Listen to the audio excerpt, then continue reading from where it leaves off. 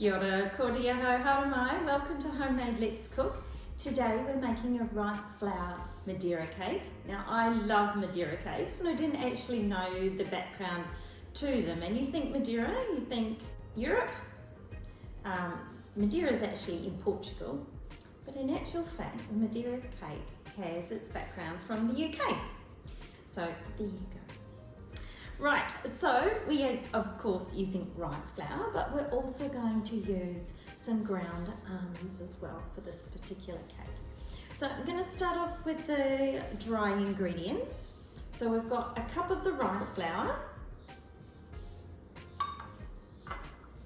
100 grams of ground almonds,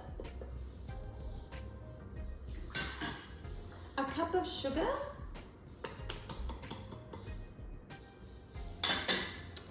and a teaspoon of baking powder. And what I'm going to do is I'm just going to use my whisk to combine that, and it breaks up a few of those lumps that you get in your ground almond mixture.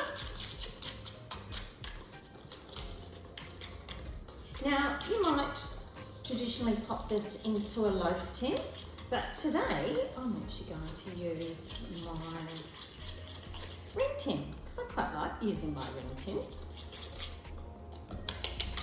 Right, next ingredients. We're going to pop in 4 eggs, and I've pre-whisked these.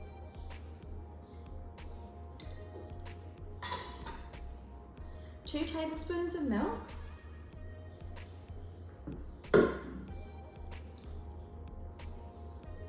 150 grams of butter.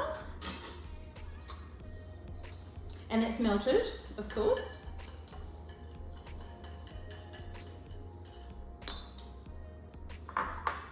1 teaspoon of vanilla. I'm not sure why I'm measuring it out today. I normally just throw it in. I shouldn't say that, should I? We measure out everything, don't we? And the last thing I'm going to do is I'm just going to grate some lemon zest. Now you could use as much or as little zest as you like, but I'm sure the more you use, the better the result. But if you don't like a lot of lemon flavour, then maybe just use half, or perhaps you could leave it out as well. So even though we're using rice flour, we are evening it out with the almond meal, so it should be nice and crunchy on top and soft in the middle and not crumbly. Okay, so for some reason I haven't got a spoon out, so I better do that. And let's start incorporating these together. I'll try not to make too much mess on the bench. So that should come together relatively easily. Give it a good quick stir. It's a little bit like a batter. And you'll notice it's got quite a nice dropping consistency there. Alright, so I've pre-prepared my ring tin, which takes a little bit of work, of course.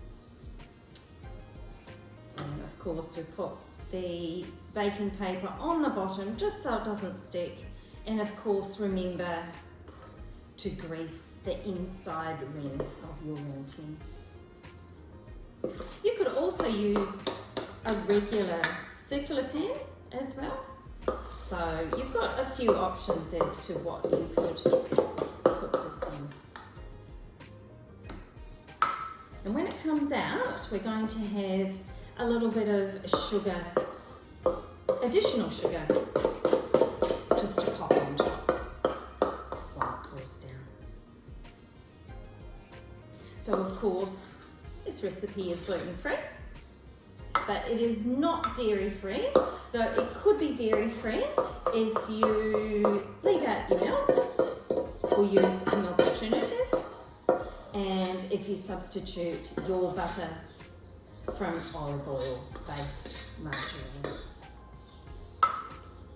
Okay, that's ready to go in. Moderate oven, about 50 minutes, but I'm going to check mine a fair bit earlier, particularly because it's in the ring tin as well. And I'll see you when it comes out. So here is our cake, straight from the oven. I'm just going to place it down, and before I take it out, I'm going to brush it over with some butter, or margarine if you prefer.